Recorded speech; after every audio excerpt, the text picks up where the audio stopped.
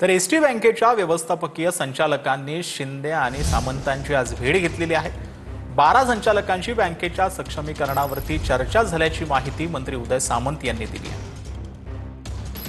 ST cooperative बँकेची जी आज 2 वर्षापासून जी अवस्था आहे ती बँक सुरळीत व्हावी, व्यवस्थित व्हावी यासाठी आम्ही शिंदे साहेबांचं मार्गदर्शन घेतलं आणि त्यांच्या नेतृत्वाखाली इथून पुढचं बँकेचं कामकाज सुरळीत व्हावं, व्यवस्थित व्हावं त्यासाठी आम्ही सर्व कर्जदार, बँकेचे सभासद आणि महाराष्ट्रातील सर्व एसटीच्या सर्व कर्मचाऱ्यांना आम्ही आश्वासित करू इच्छितो की इथून पुढच्या काळामध्ये बँकेची जी झालेली दुरावस्था आहे ती पूर्वपदावर करण्यासाठी आम्ही सर्व संचालक सर्वपणे प्रयत्न करू, बँकेला गतवैभव प्राप्त करून देऊ, त्यासाठी आम्ही बांधील आहोत।